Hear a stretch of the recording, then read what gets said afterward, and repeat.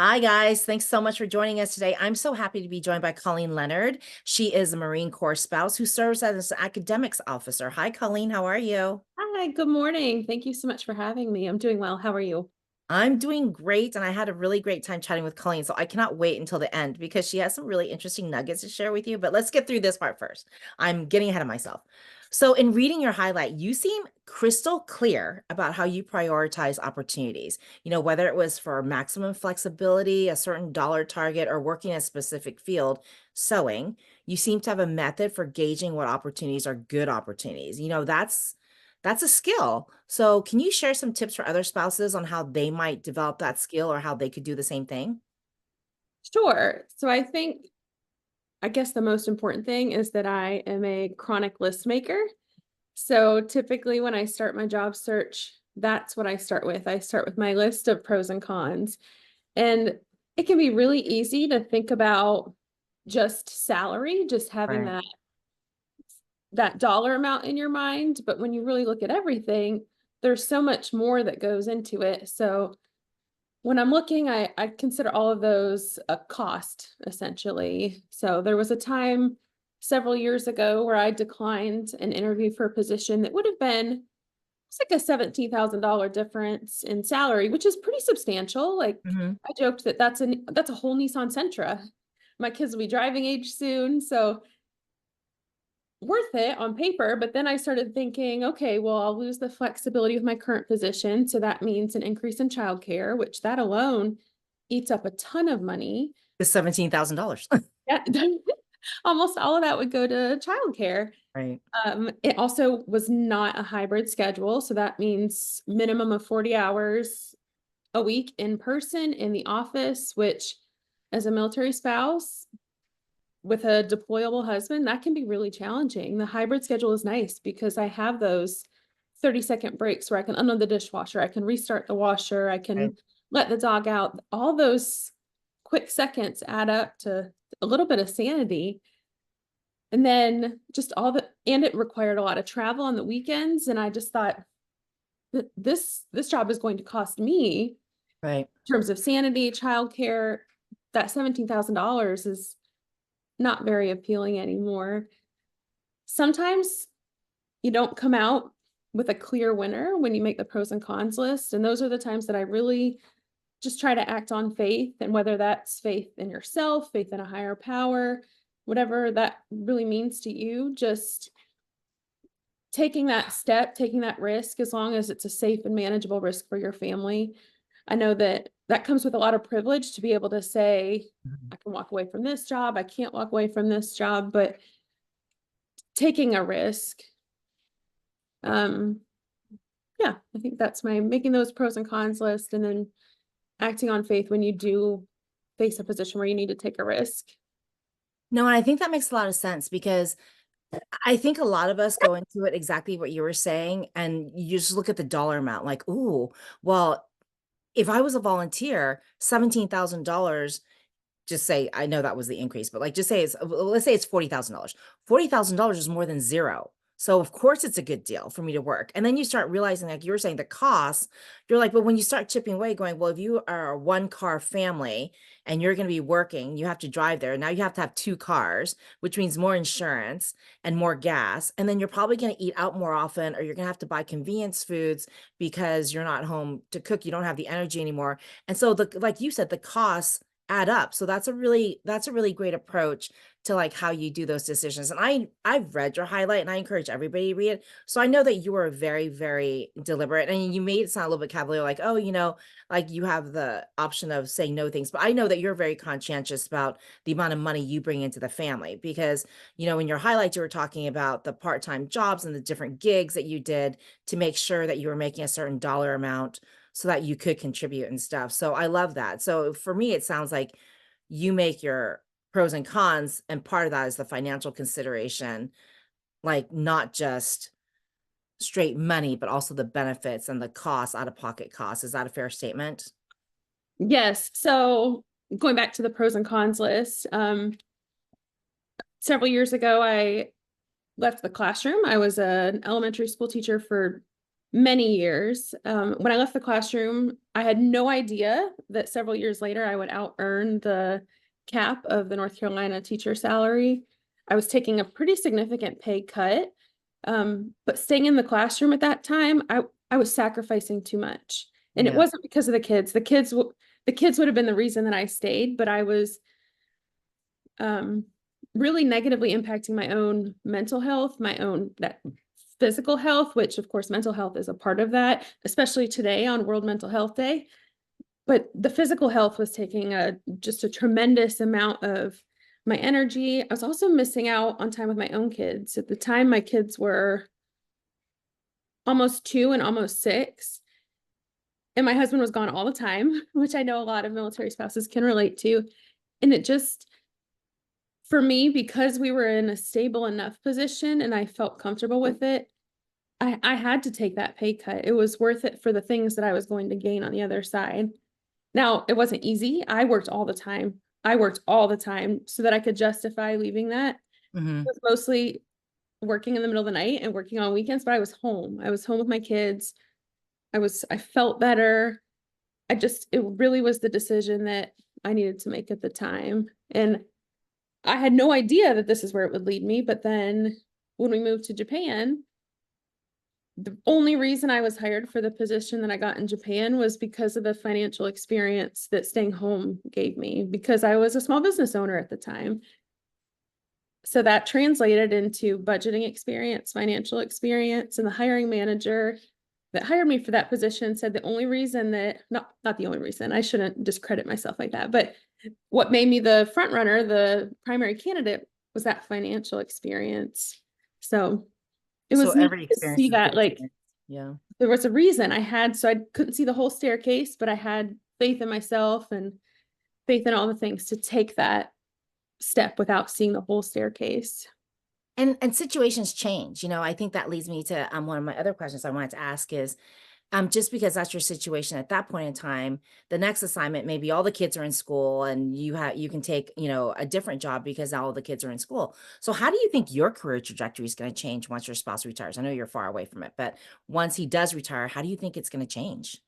So I do think right now I still am using my degree, I do feel strongly about that. It was important to me to stay close to education. I felt very passionate about staying in that field, making sure that I use my degree.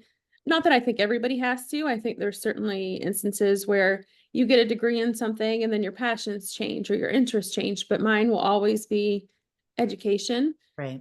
Right now, my primary responsibility is education of adults. So I work with almost exclusively active duty Marines and some potentially from other branches, but eventually I'd like to get back into a role that is working with early educators.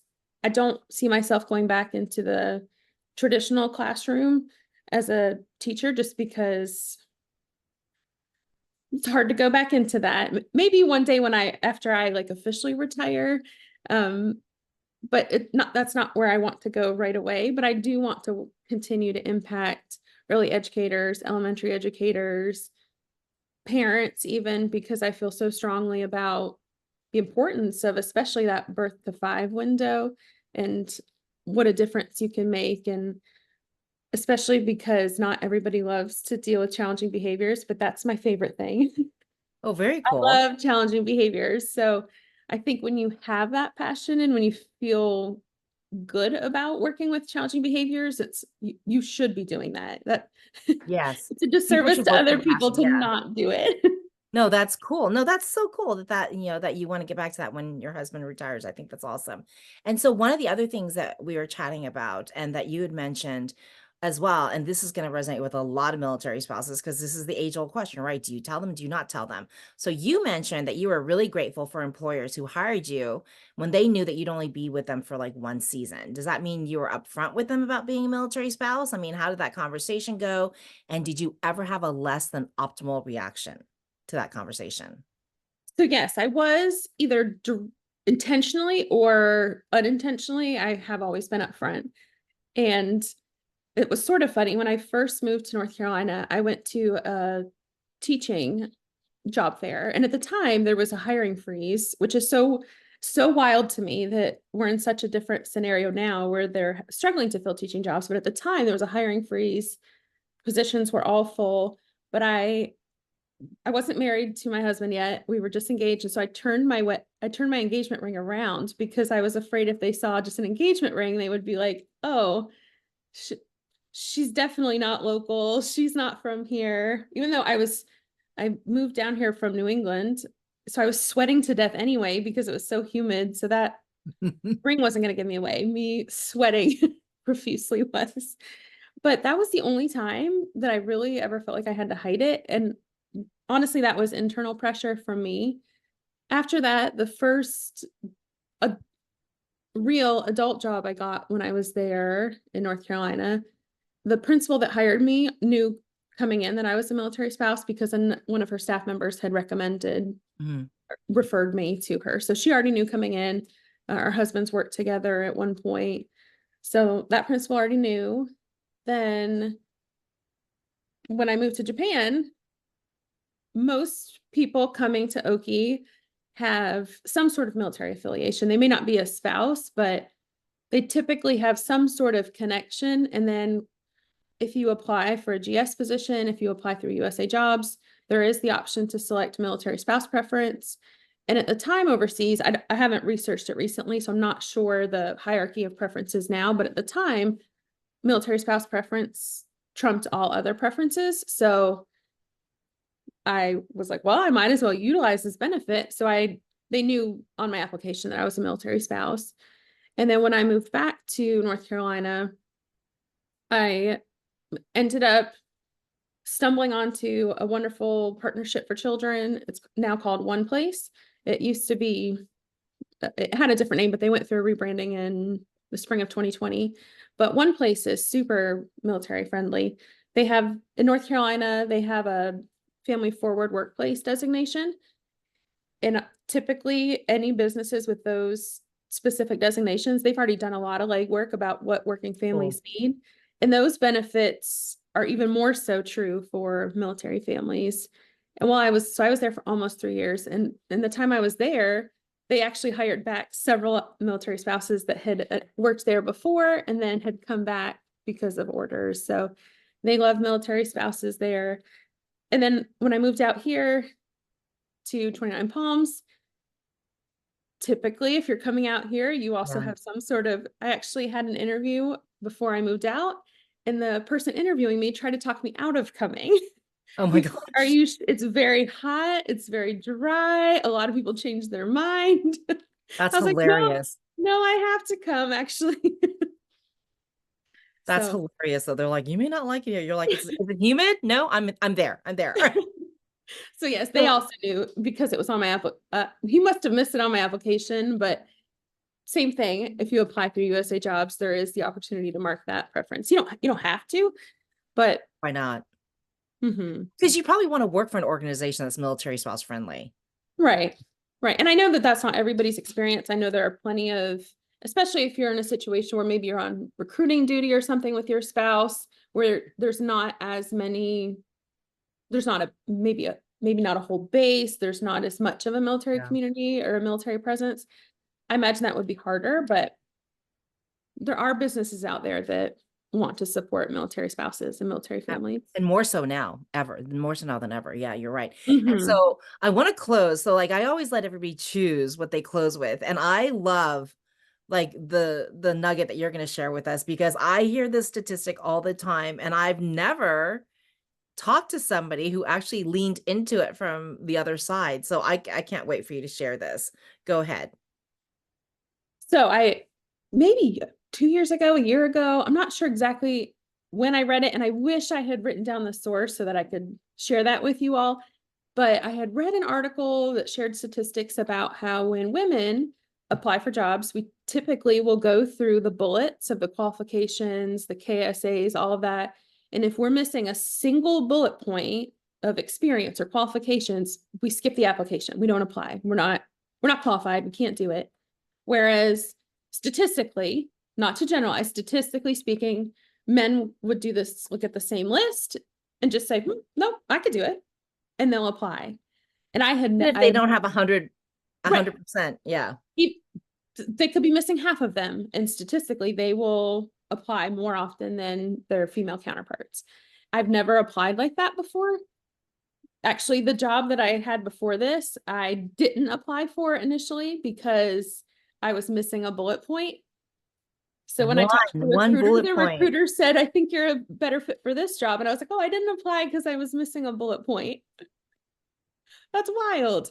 But when I applied for jobs this time with this PCS, which, fair warning, if you're applying for a GS position or you're applying through USA Jobs, it is a lengthy process. So start way earlier than you think you Yeah. need to. I started about 18 months ago. Wow. I went in with the, if it's in my field and I'm confident I could do the job, I'm going to apply. I didn't embellish my resume. I made sure that it was very clear about what my experience was, what my jobs entailed. But I applied. I looked to see if I had the degree. And if I had the degree and the general experience, I didn't pay attention to every single bullet point. And I was offered 5 positions. So awesome. That will probably never happen to me again. Don't But say that. Don't even put that out there. it was the most fun I've ever had applying for jobs, because then you really can look at what's the best fit for you, your family. It's so nice to be the person holding the cards versus just having to take whatever you can get so that you can make ends meet, so that you can serve your family in whatever way you need to do. It just was so nice to go in with the confidence of, Freeing. no, I can do every single one of these jobs I applied for. That doesn't mean I know all the things, but I have the capabilities and the confidence to do it and do it well and seek out the resources I need if I don't know something. So it just was really cool to see it in action. Like, oh my gosh. No, I think that's so awesome. And the other thing is, the first time you do is the hardest time. And after that, you're just like, what do I have to lose? Let's just do it. Let's do it. It worked the last time. I think that is so amazing. And so I would say that, I mean, I hope everybody takes that away, if nothing else from this chat, which is do it. Like, just apply. What do you, like you said, you didn't embellish anything. You didn't Nope. exaggerate anything. No, You I left it up to them. you just did not make the buying decision for them. And you, Mhm. because I like think a lot of times, and you mentioned this earlier, it's like your internal speak. Like you're the one who's limiting yourself from getting that. So I love Mhm. that. I love it so much. Thank you for sharing that nugget with us. And thank you guys all for joining us today. And if you have an interesting story, I hope you will apply for your own highlight. We would love to share your story. Thank you so much to our friends from USAA for making this conversation possible. And I will see you back here next week. Thanks, Colleen. Thank you.